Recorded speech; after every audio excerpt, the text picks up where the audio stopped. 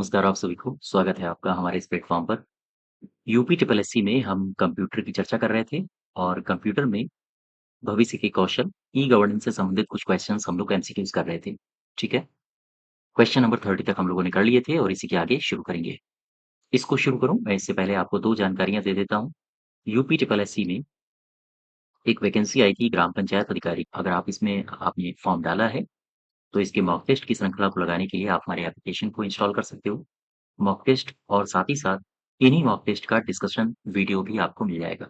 इसके अलावा UP triple SC में ही जो वीपीओ की वैकेंसी आई थी, वीपीओ का कंप्लीट सिलेबस 100 अंकों में से 65 अंक जो कि पंचायती राज से संबंधित हैं, जिनमें 45 पंचायती राज से हैं और 20 अंक योजनाओं से हैं।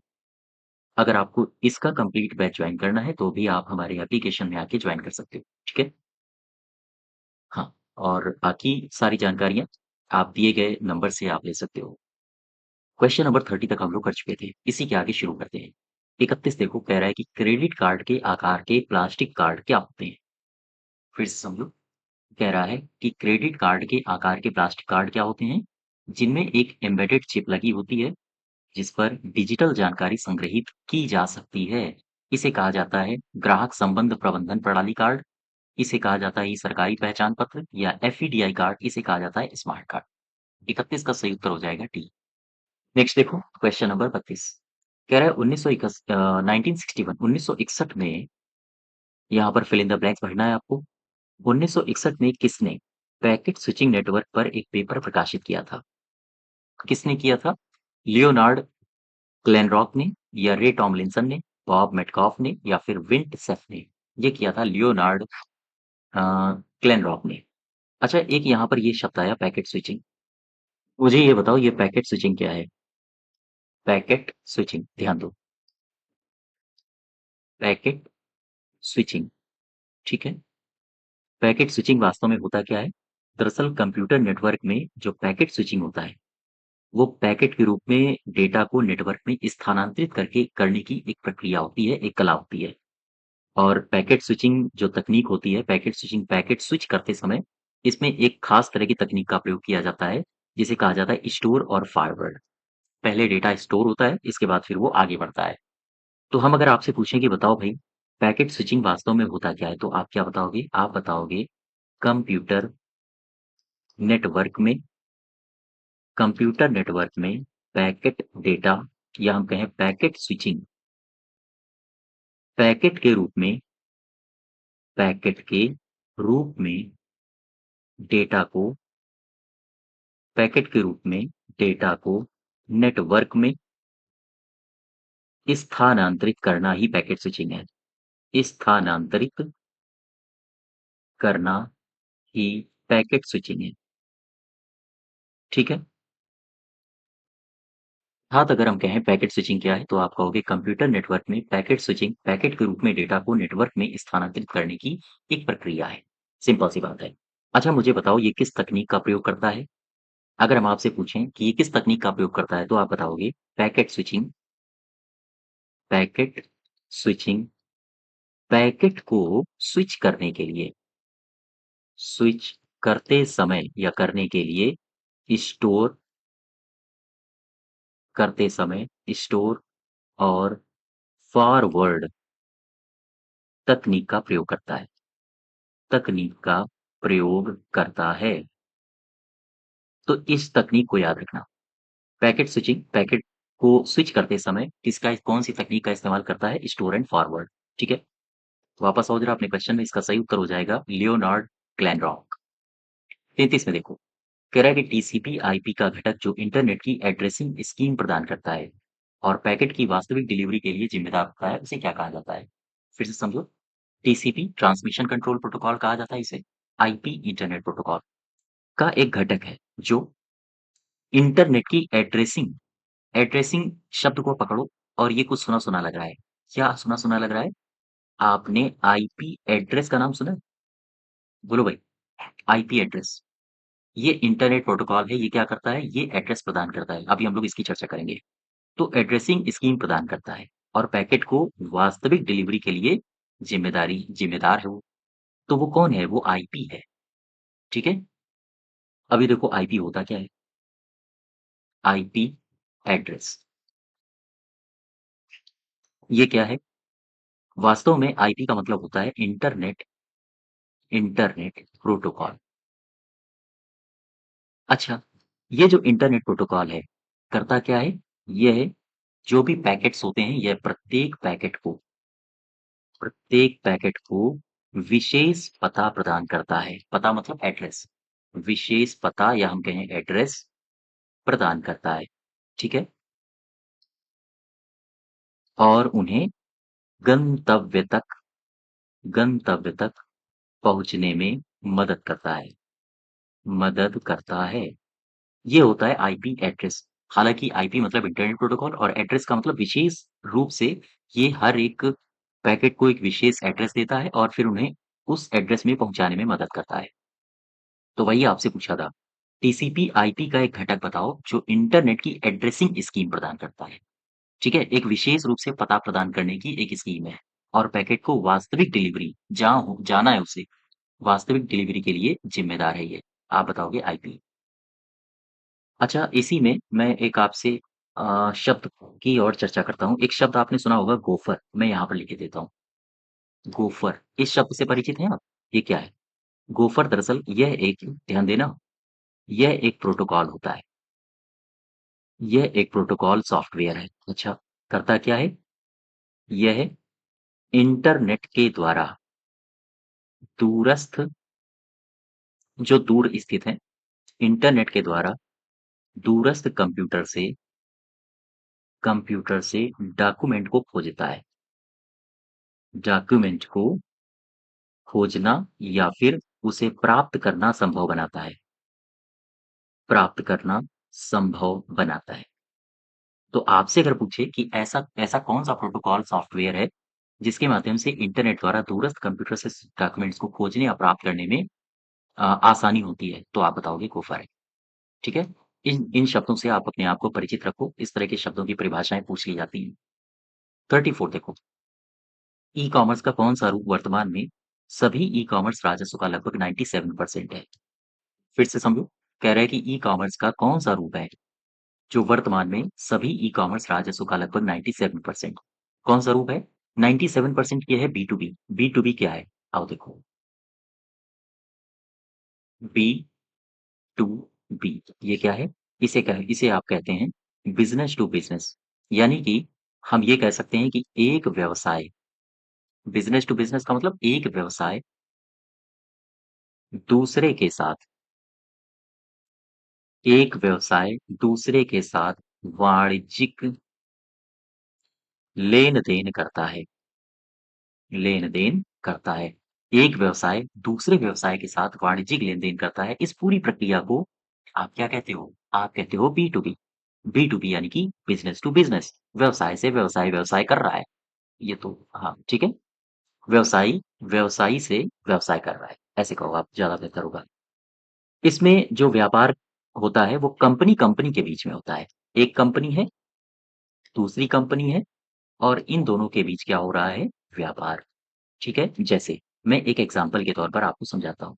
जैसे कोई थोक विक्रेता है और कोई खुदरा विक्रेता है। इन दोनों के मध्य आपस में व्यापार चल रहा है। यहाँ विक्रेता और कस्टमर की स्थिति नहीं आती है। वो बी टू सी हो जाएगा, बिज़नेस टू कस्टमर। यहाँ विक्रेता ही विक्रेता है। एक थोक विक्रेता हो गया और दूसरा खुदरा विक्रेता हो गया। ये दोनों आपस में ट्रेडिंग कर रहे हैं। इस स्थिति को कहेंगे हम बी टू बी। ठीक है? वापस आ जाओ। क्वेश्चन नंबर 34 का सही उत्तर हो जाएगा बी टू बी। देखो क्वेश्चन नंबर 35 अब। 35 कह रहा है कि कौन-सा प्रोटोकॉल उपयोगकर्ताओं को सर्वर से अपने क्लाइंट कंप्यूटर पर फाइलें स्थानांतरित करने की अनुमति देता है? फिर से समझो, कहाँ से फाइलें स्थानांतरित करनी है? आपको सर्वर से अपने क्लाइंट कंप्यूटर पर फाइलें स्थानांतरित करने की अनुमति कौन देता है? ये लिखा है एचटीपी ओह सॉरी एचटीटीपी लिखा है ना? ये लिखा है एसएमटीपी। ये क्या होते हैं? इनके फुल फॉर्म भी पूछे जाते हैं। ये लिखा है आईएमएपी और ये लिखा है एफटीपी। इसका सही उत्तर होगा एफटीपी। आओ एक-एक करके हम लोग इन सबको देखते हैं। चूँकि इनके फुल फॉर्म भी पूछे जाते हैं और एक-एक इनकी परिभाषा भी पूछ ली जाती है। जैसे मैं कहूँ मैंने कहा पहला ऑप्शन उठाया एचटीटीपी और मैंने कहा कि इसका मुझे पूरा नाम बताओ, तो आप क्या बताओगे? आप कहोगे हाइपरटेक्स्ट ट्रांसफर ट्रांसफर प्रोटोकॉल, ठीक है? आप इसे हाइपर टेक्स्ट ट्रांसफर प्रोटोकॉल कह सकते हो। अच्छा, अगर मैं पूछूँ क्या है? कहाँ इसका इस्तेमाल होता है? तो आप बताओगे www मतलब world wide web. World wide web पर हाइपर टेक्स्ट को एक स्थान से दूसरे स्थान पर भेजना, दूसरे स्थान पर भेजना। इसकी सुगमता के लिए एचटीटीपी प्रोटोकॉल का इस्तेमाल होता है। नेक्स्ट देखो एसएमटीपी। एसएमटीपी इसे क्या कहेंगे? इसे कहेंगे simple mail transfer transfer protocol, ठीक है? इसे कहेंगे सिंपल मेल ट्रांसफर प्रोटोकॉल। अच्छा, काहे के लिए ये इस्तेमाल होता है, किसके लिए? तो आप क्या बताओगे? आप बताओगे सीधी-सी बात कि इंटरनेट पर ईमेल के लिए प्रयुक्त किया जाता है, के लिए प्रयोग किया जाने वाला प्रोटोकॉल है।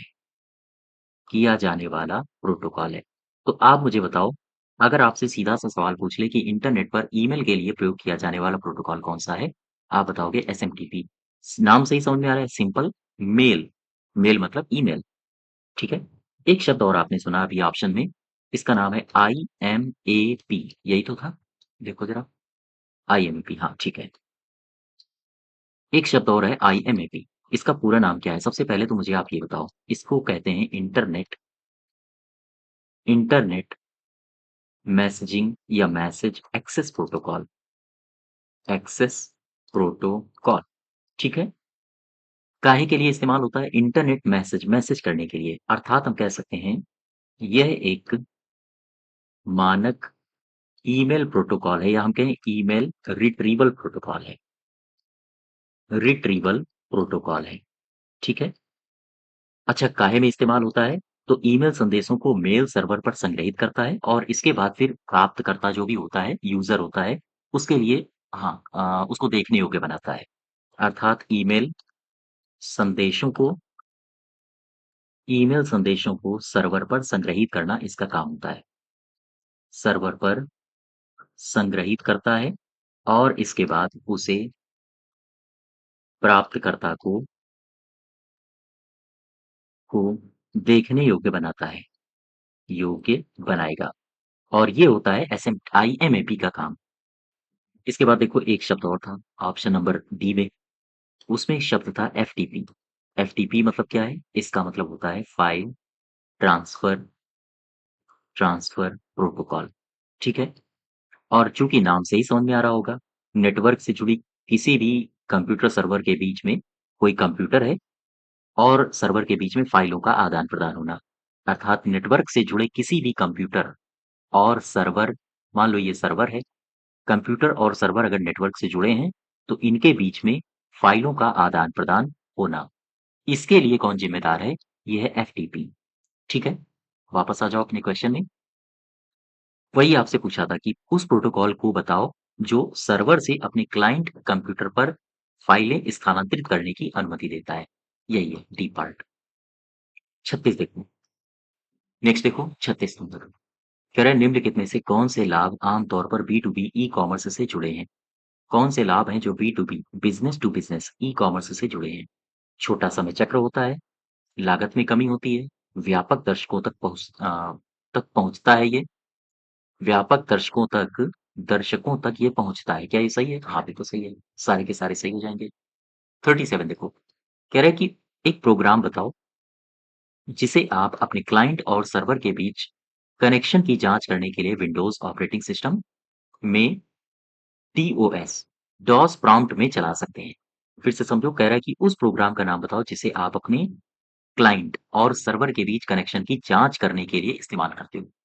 ये है पिंग, टेलनेट, ट्रेसर्ट या एसएसएल। एसएसएल आप बताओगे ये है पिंग। ये क्या होता है? आओ देखो। पिंग दरअसल ये एक ऐसा सॉफ्टवेयर होता है। ये क्या है? वास्तव में यह एक सॉफ्टवेयर होता है। यह सॉफ्टवेयर उपयोगिता का एक सामान्य अवलोकन करता है। एक सामान्य अवलोकन है। ध्यान दें, पिंग क्या है? तो ये सॉफ्टवेयर उपयोगिता का एक सामान्य अवलोकन होता है, जो किसमें उपयोग किया जाता है? आप बताओगे? यह सामान्यतया नेटवर्क होस्ट के और दूसरे के संचय करने की क्षमता का ये परीक्षण करता है। दरअसल ये जो आपका लिखा था कि क्लाइंट और सर्वर के बीच कनेक्शन की क्षमता का ये जाँच करता है, या हम कहें कनेक्शन की जाँच करने के लिए इसका इस्तेमाल आमतौर पर किया जाता है। अब एक शब्द और ये मिला आपको, टेलनेट। ये टेलनेट क्या है? इसके बारे में आपने सुना होगा। टेलनेट। इस टेलनेट के बारे में आपने पढ़ा होगा कि ये जो टेलनेट है, ये आधारित टेक्स्ट आधारित एक संचार प्रोटोकॉल है, ठीक है? टेक्स्ट आधारित एक संचार प्रोटोकॉल है। अगर आपसे सीधा-सा सवाल पूछ ले कि टेलनेट क्या है? या हम कहें टेक्स्ट आधारित संचार प्रोटोकॉल निम्नलिखित में से है, तो वहाँ ऑप्शन 1 टेलनेट होगा, आपको उसे चूज़ करना होगा। अच्छा, इसमें होता क्या है? दरअसल इसमें कमांड लाइन इंटरफ़ेस का प्रयोग किया जाता है और इसे एक नाम और दिया जाता है, इसे कहा जाता है रिमोट लॉगिन। इसे रिमोट लॉग इन कहा जाता है, ठीक है? वापस आओ अपने क्वेश्चन में, टेलनेट। अच्छा, ये लिखा है एसएसएल। ये एसएसएल क्या होता है? इसको भी समझ लो। अब एक शब्द के बारे में आपने सुना होगा, एसएसएल। ये एसएसएल क्या है? सबसे पहले तो आप इसका फुल फॉर्म याद रखो। एसएसएल का पूरा नाम होता है सिक्योर। इस एस का मतलब होता है सॉकेट, और एल का मतलब होता है लेयर, ठीक है? Secure socket layer. अच्छा, ये जो एसएसएल है, अगर मैं आपसे पूछूं कि ये क्या करता है? ये सिक्योर करता है डेटा को। डेटा कहाँ पर होगा? डेटा होगा वेब ब्राउज़र और सर्वर के बीच में। तो वेब ब्राउज़र और सर्वर के बीच में जब ट्रांसफ़र किया जाने वाला डेटा होता है, तो उसे सुरक्षा प्रदान करने की ज़िम्मेदारी होती है एसएसएल की। इससे यही लाइन आपके लिए महत्वपूर्ण है, ध्यान दें। जब डेटा कहाँ होता है? वेब ब्राउज़र में। वेब ब्राउज़र और सर्वर के बीच, या हम ऐसे लिखें, वेब ब्राउज़र और सर्वर के बीच ट्रांसफ़र किए गए डेटा, ठीक है? ट्रांसफ़र किए गए डेटा को सुरक्षा प्रदान करना सुरक्षा प्रदान करना इसकी ज़िम्मेदारी होती है, एसएसएल की। वापस आ जाओ अपने क्वेश्चन में, इसका सही उत्तर हो जाएगा पिंग। नेक्स्ट देखो, नेक्स्ट में कह रहा है कि यदि स्थानापन्न उत्पादों या सेवाओं का खतरा कम है, तो यह क्या है? यदि स्थानापन्न सेवाओं और उत्पादों का खतरा कम है, तो ये क्या है? ये आपूर्तिकर्ता को नुकसान पहुँचाता है, खरीदार को लाभ पहुँचाता है, आपूर्तिकर्ता को लाभ पहुँचाता है, या फिर नन ऑफ दीज़? एक बार फिर से पढ़ो इसको। यदि स्थानापन्न उत्पादों और सेवाओं का खतरा कम है, तो कौन-सी स्थिति होती है? स्थिति ये होती है जब खतरा कम होता है तो आपूर्तिकर्ता को लाभ होता है। ये सही हो जाएगा। आपूर्तिकर्ता को नुकसान नहीं होता है, ठीक है? ना ही खरीदार को लाभ होता है। इसमें एक स्थिति ये होती है कि आपूर्तिकर्ता को, हाँ, लाभ होता है। नेक्स्ट देखो 39। ब्रॉडबैंड को आम तौर पर कोई भी संचार तकनीक माना जाता है जो किससे या फिर उससे ऊपर ऑडियो और वीडियो स्ट्रीमिंग की अनुमति देता है। ये 100 केबीपीएस होता है। 100 केबीपीएस से ऊपर, या 100 केबीपीएस मान लो, या फिर 100 केबीपीएस से ऊपर। नेक्स्ट देखो 40। 40 में कह रहा है कि निम्नलिखित में से कौन-सा एक कथन प्रौद्योगिकी के संबंध में सटीक रूप से दर्शाता है? किसे दर्शाता है? प्रौद्योगिकी को। तो कुल मिला के जो आपके ऑप्शंस दिए हैं, प्रौद्योगिकी के संबंध में कौन से कथन सही है? बस यही पूछ रहा है। तो देखो, प्रौद्योगिकी के कारण, अर्थात टेक्नोलॉजी के कारण क्रेता की शक्ति में वृद्धि हुई है। हाँ, बिल्कुल सही है ये। जैसे-जैसे टेक्नोलॉजी बढ़ रही है, जो क्रेता है, विक्रेता नहीं क्रेता, उसकी शक्ति में वृद्धि हो रही है, वो ज़्यादा एम्पावर हो रहा है। दूसरा देखो, प्रौद्योगिकी ने कई उद्योगों के लिए प्रवेश बाधाओं को कम कर दिया है। हाँ, ये भी सही है। प्रौद्योगिकी ने स्थानापन्न उत्पादों और सेवाओं का खतरा बढ़ा दिया है। स्थानापन्न का मतलब होता है दूसरे के स्थान पर काम करना। तो स्थानापन्न उत्पादों और सेवाओं का खतरा बढ़ा दिया है क्या? हाँ, बिल्कुल बढ़ा दिया है। सारे के सारे कथन सही हो गए। ठीक है? नेक्स्ट देखो, 41 नंबर। कह रहा है निम्नलिखित में से कौन-सा पहला व्यावसायिक वेब ब्राउज़र था? पहला व्यावसायिक वेब ब्राउज़र पूछ रहा है आपसे। मोज़ेक, मोज़िला, नेटस्केप नेविगेटर या इंटरनेट एक्सप्लोरर? ये था नेटस्केप नेविगेटर। और मैं आपको बता दूँ, नेटस्केप जो नेविगेटर है, ये जो नेटस्केप नेविगेटर है, इसमें एक बात याद रखना, ये प्रीवियस ईयर्स में आपके पूछे भी गए हैं क्वेश्चन्स। ये नेटस्केप नेविगेटर, इसका विकास हुआ था 1994 में, ठीक है? इसे जारी किया गया। इसके अलावा ये जो नेटस्केप नेविगेटर है, ये व्यापक रूप से इस्तेमाल किया जाने वाला पहला वेब ब्राउज़र था। ये पहला वेब ब्राउज़र था। काहे किसके मामले में? व्यापक रूप से इस्तेमाल किए जाने के मामले में। इस्तेमाल होने के मामले में। ठीक है? हाँ, और भी कई सारे वेब ब्राउज़र्स हैं, जैसे आपने नाम सुना होगा इंटरनेट एक्सप्लोरर। ये क्या है? ये एक वेब ब्राउज़र है। जैसे आपने मोज़िला फ़ायरफ़ॉक्स का नाम सुना है? मोज़िला फ़ायरफ़ॉक्स का नाम, ये भी वेब ब्राउज़र है। जैसे आपने ओपेरा का नाम सुना होगा, है ना? आपने नाम सुना होगा एप्पल सफारी का, ये भी वेब ब्राउज़र है। आपने नाम सुना होगा, जो आप यूज़ करते हो मोबाइल में, गूगल क्रोम, ये भी क्या है? वेब ब्राउज़र है। दरअसल अगर हम बात करें वेब ब्राउज़र की, तो वेब ब्राउज़र होता क्या है? मान लो ये वेब ब्राउज़र है, गूगल क्रोम, और ये आप हो, ठीक? ये वेब ब्राउज़र है और ये आप हो। वेब ब्राउज़र क्या करता है? आप वेब ब्राउज़र के पास जाओगे और वेब ब्राउज़र के पास जाने के बाद वेब ब्राउज़र आपको जो आप इच्छित परिणाम चाहते हो वो दर्शा देगा। अर्थात आपकी और इंटरनेट के बीच संपर्क स्थापित करने की वेब ब्राउज़र एक मध्य की कड़ी है। बात समझ पा रहे हो? वापस आ जाओ अपने क्वेश्चन में। अ, पहला व्यावसायिक पूछा है आपसे, नेट स्किप हो जाएगा। नेक्स्ट देखो 42। 42 में कह रहा है कि एक व्यवसाय सभी लोगों के लिए सब कुछ नहीं हो सकता है। हाँ, ठीक है। सभी लोगों के लिए सब कुछ नहीं हो सकता है। इसके बजाय एक व्यवसाय को यह करना होगा क्या? कि लक्षित ग्राहकों की पहचान करे। जब आप कोई व्यवसाय एस्टैब्लिश करते हो ना, तो किसी न किसी लक्षित ग्राहक की तो पहचान आप करते ही हो। ठीक है? कि आपकी ऑडियंस क्या है? ये आप पहचान करते हो कि आपका कस्टमर कैसा है। आपने मान लो पेन बनाना शुरू किया, तो आपके ग्राहक कौन होंगे? स्टूडेंट्स होंगे, जिनका काम होगा लेखन। वो टीचर्स होंगे, जिनका काम होगा लेखन। तो एक लक्षित ग्राहकों की पहचान आपको होनी चाहिए। दूसरा, ग्राहकों के द्वारा समझे गए उत्पादों, सेवाओं की मूल्य की पहचान करें। ये भी सही है, ये दोनों के दोनों आपके सही हो जाएँगे। नेक्स्ट देखो 43 का। यहाँ पर आपको भरना है किसको छोड़कर निम्नलिखित सभी सिस्टम विकास जीवन चक्र के चरण हैं। सिस्टम डिज़ाइन ये भी है चरण, परीक्षण है, कार्यान्वयन है, डीबगिंग नहीं है। डीबगिंग क्या है? आओ समझते हैं इसको। डीबगिंग, ठीक है? अब यहाँ से एक शब्द उठाओ। एक शब्द आया बग। बग का मतलब क्या होता है? बग का मतलब होता है एक सॉफ्टवेयर कोड होता है, सॉफ्टवेयर कोड में मौजूदा या हम कहें मौजूदा संभावित त्रुटियाँ, इन्हें क्या कहते हैं? इन्हें कहा जाता है बग। और जब हम बग त्रुटियों को हटाने लगते हैं, ये जो त्रुटियाँ हैं, जब हम इन्हें हटाने लगते हैं, तो ये प्रोसेस होता है, इस प्रोसेस को कहा जाता है डीबगिंग, ठीक है?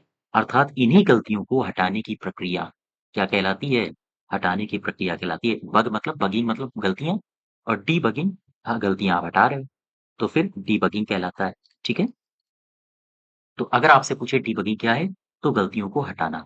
और इसमें पूछा था सिस्टम विकास जीवन के चरण, ये तीनों चरण हैं, ये चरण नहीं है, ठीक है? नेक्स्ट देखो, क्वेश्चन नंबर 44। कह रहा है ई-कॉमर्स का उपयोग करके किस प्रयोग के उत्पाद कम खरीदे जाते हैं? ई-कॉमर्स का उपयोग करके आप ऑटोमोबाइल नहीं खरीदते हो। इसके पार्ट्स ज़रूर खरीदते होगे, लेकिन ऑटोमोबाइल नहीं खरीदते हो। पुस्तकें खूब खरीदते हो आप। वीपीओ या फिर मान लीजिए यूपी ट्रिपल एससी के किसी एग्ज़ाम की तैयारी कर रहे हो, जहाँ कंप्यूटर आता है, चाहे वीपीओ हो या फिर कोई और हो, तब आप तुरंत फ्लिपकार्ट या अमेज़न में पहुँच के हाँ, ई-कॉमर्स करते हो, किताबें खरीदते हो। कोई सॉफ्टवेयर आपको डलवाना है, बदलवाना है, सब कुछ खरीदते हो। इनका इस्तेमाल आमतौर पर नहीं किया जाता है। हाँ, कोई पार्ट्स मँगाना हो, तो फिर आप इस्तेमाल करते हो। ठीक है? मोबाइल मतलब चलायमान, ऑटो मतलब अपने आप, स्वतः चलायमान डिवाइसेस। देखो, 44 का सही उत्तर हो जाएगा ए पार्ट। नेक्स्ट देखो 45। किसी वस्तु जैसे वातावरण में प्रतिस्पर्धा करने वाले व्यवसाय को निम्नलिखित में से किस पर ध्यान केंद्रित करना चाहिए? किसी वस्तु जैसे वातावरण में अगर कोई व्यवसाय प्रतिस्पर्धा कर रहा है, तो उसे किस पर ध्यान केंद्रित करना चाहिए? कीमत पर? हाँ, बिल्कुल। डिलीवरी में आसानी हो और डिलीवरी में गति हो। हाँ, ये भी सही है। ऑर्डर देने में आसानी हो, ये भी सही है ना? आप ऑनलाइन ई-कॉमर्स में कोई भी ऐप में जब जाते हो, कोई भी किताब आपने ऑर्डर करनी है तो तुरंत जाके आप ऑर्डर कर देते हो। तो कहीं न कहीं ऑर्डर देने में आसानी हो, एक ये भी पहचान होगी। इस पर भी कंपनी को ध्यान केंद्रित करना पड़ेगा, व्यवसायिक हो, डिलीवरी में आसानी हो और गति हो, फ़ास्ट डिलीवरी हो और कीमत हो, उचित कीमत हो। ये सारे के सारे सही हैं। 46 है, निम्नलिखित में से कौन व्यक्तिगत ग्राहकों के अनुरूप उत्पाद बनाने को संदर्भित करता है? कौन है जो व्यक्तिगत ग्राहकों के अनुरूप उत्पाद बनाने को संदर्भित करता है? उसे क्या कहते हैं? उसे कहते हैं अनुकूलन, यही सही है। अनुकूलन का मतलब होता है ग्राहकों के अनुरूप उत्पाद बनाना। 47 देखो, भारतीय मुद्रा ये है रुपए। अ, किन 2 भाषाओं के मेल से बना है। रुपए दरअसल ये बात कर रहा है इस फिगर की। इस फिगर से आप परिचित होंगे। इसको बनाया था डी उदय कुमार ने, मैंने आपको पीछे बताया भी था।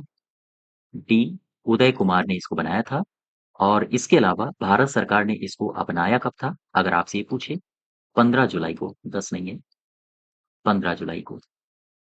भारत सरकार ने इसे 15 जुलाई 2010 में अपनाया था, ठीक है?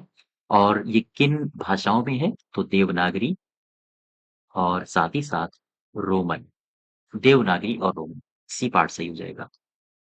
48 देखो, बैंकिंग क्षेत्र में अधिक संख्या में चेकों के फास्ट प्रोसेसिंग के लिए निम्नलिखित में से कौन-सा प्रयुक्त होता है? फिर से समझो, बैंकिंग क्षेत्र में अधिक संख्या में चेकों के फास्ट प्रोसेसिंग के लिए कौन प्रयुक्त होता है? ये होता है एमआईसीआर कोड। एमआईसीआर कोड, ध्यान दो। एमआईसीआर। सबसे पहले मुझे इसका फुल फॉर्म बता दो, आप बताओगे magnetic ink character character recognition. Recognition, ठीक है? Magnetic ink character recognition. अच्छा मुझे बताओ ये कितने अंक का होता है? कितने अंक होते हैं इसमें? आप बताओगे 9। और ये जो मैग्नेटिक इंक कैरेक्टर रिकॉग्निशन है, एक बात इससे ध्यान रखो, ये किसका हिस्सा है? तो आप बताओगे यह एक इलेक्ट्रॉनिक इलेक्ट्रॉनिक क्लियरिंग सिस्टम का एक हिस्सा है। इलेक्ट्रॉनिक क्लियरिंग सिस्टम का हिस्सा है। ये जो इलेक्ट्रॉनिक क्लियरिंग सिस्टम है, इसका फुल फॉर्म आपसे पूछा जाता है, यानी कि शॉर्ट फॉर्म आप याद रखिए, इसे ईसीएस कहा जाता है। ईसीएस। ईसीएस का पूरा नाम क्या है? Electronic clearing system. तो एमआईसीआर का मतलब क्या है? एमआईसीआर का इस्तेमाल होता है या हम कहें एमआईसीआर एक हिस्सा है इलेक्ट्रॉनिक क्लियरिंग सिस्टम का और इसमें 9 अंक होते हैं। 9 अंकों का ये कोड होता है। मान लो एक ये है, ये 9 अंक हैं। 3, 4, 5, 6, 7, 8 और 9, ये एक कोड है। तो ये जो प्रारंभिक 3 अंक होंगे, ये क्या दर्शाएँगे? ये देते हैं शहर की जानकारी। शहर की जानकारी। ये जो बीच वाले 3 अंक होंगे, इससे क्या जानकारी मिलती है? इससे हमें बैंक की जानकारी मिलती है, ठीक है? कोड के रूप में, बैंक का जो भी कोड होगा और लास्ट के जो 3 अंक हैं, इससे हमें जानकारी मिलती है, जो बैंक की जहाँ शाखा होगी, बैंक शाखा कोड होता है ये। तो ध्यान दें, पहले 3 अंक शहर की जानकारी, अगले 3 बैंक की जानकारी और बैंक कौन-सी शाखा है, उसका कोड। ये अंतिम 3 अंक दर्शाते हैं। वापस आ जाओ, यही आपका उत्तर होगा एमआईसीआर। नेक्स्ट देखो, डिजिटल पेमेंट में विस्तृत लेन-देन के लिए पसंदीदा ट्रांसफर मोड क्या है? फिर से समझो, डिजिटल पेमेंट में विस्तृत लेन-देन के लिए पसंदीदा ट्रांसफर मोड क्या है? आप बताओगे आरटीजीएस, ठीक है? आईएमपीएस, एनईएफटी, यूपीआई, आप आरटीजीएस, इसको टिक करो। आरटीजीएस के बारे में 2-4 बातें समझो। आरटीजीएस क्या है? आरटीजीएस, सबसे पहले तो आप इसका फुल फॉर्म याद रखोगे। इसका नाम है real time gross settlement settlement. RTGS का पूरा नाम है। ये क्या है? अगर मैं आपसे पूछूँ तो आप बताओगे यह एक ऐसी प्रणाली है जिसमें फंड ट्रांसफर वास्तविक समय पर इसका निपटान हो जाता है, फंड ट्रांसफर का। और आरबीआई की जब ऑफिशियल आप साइट में जाओगे, तो एक डेट दी है 14 सितंबर 2020। ये दिया है कि 14 सितंबर नहीं है, सॉरी दिसंबर है। दिया है 14 दिसंबर 2020 और आरबीआई की गाइडलाइंस के आधार पर ये कहा गया है कि आरटीजीएस को 14 दिसंबर 2020 से 24 घंटे के लिए, सातों दिन, 365 दिनों के लिए उपलब्ध कर दिया गया है, उपलब्ध है, ठीक है? यानी कि साल के 365 दिन, हर 1 घंटे के लिए ये उपलब्ध है आरटीजीएस सिस्टम। और यहाँ से एक बात और याद रखना, अ, एक बात नहीं दरअसल 2 बातें याद रखो। जैसे मान लो ये कोई व्यक्ति है, ये आरटीजीएस के थ्रू रुपए भेजना चाहता है, ठीक है? तो ये रुपए भेजना चाहता है, कोई राशि, रुपए कोई राशि भेजना चाहता है, तो मैक्सिमम कितना रुपया भेज सकता है और मिनिमम कितना रुपया भेज सकता है? मैक्सिमम कोई सीमा नहीं है, कोई सीमा नहीं है। ऐसे ही सवाल पूछे जाएँगे आपसे। अ, digital tools, financial digital tools एक चैप्टर है आपका यूपी ट्रिपल एससी में, उसमें ऐसे ही क्वेश्चन पूछे जाते हैं। निम्नलिखित में से आरटीजीएस के संबंध में कौन-सा कथन सही है? नीचे लिखेगा कि मैक्सिमम सीमा 10 लाख की है, ऐसे इस तरह के और ऑप्शन बना देगा, ठीक है? मिनिमम क्या है? मिनिमम कितना आप भेज सकते हो? न्यूनतम राशि 2 लाख रुपया है। 2 लाख रुपया, इकाई, दहाई, सैकड़ा, हज़ार, 10,000, लाख। हाँ, ठीक है। मिनिमम 2 लाख रुपया आप भेज सकते हो और मैक्सिमम कोई सीमा नहीं है। वापस आ जाओ अपने क्वेश्चन में, 49 का सही हो जाएगा आरटीजीएस। 50 में आओ। इनमें से कौन-सी मोबाइल बैंकिंग सेवा है? बैलेंस इंक्वायरी है, अकाउंट ट्रांज़ैक्शन है, पेमेंट है, ये सारी की सारी है। ये सारी की सारी मोबाइल बैंकिंग सेवाएँ हैं, ठीक है? तो ये हमारे क्वेश्चन नंबर 50 थे। यूपी ट्रिपल एससी कंप्यूटर, भविष्य के कौशल, डिजिटल फाइनेंशियल टूल्स और ई-गवर्नेंस से संबंधित 50 क्वेश्चन्स हम लोगों ने कंप्लीट कर लिए हैं और इसके आगे हम लोग नेक्स्ट डे कंटिन्यू करेंगे। साथ ही साथ चलते-चलते वीपीओ के लिए मॉक टेस्ट आपको एप्लीकेशन पर मिलेंगे। वीपीओ के लिए कंप्लीट थ्योरी बैच, वो भी आपको एप्लीकेशन पर मिलेगा, तो आप वहाँ से जॉइन कर सकते हो। ठीक है? धन्यवाद।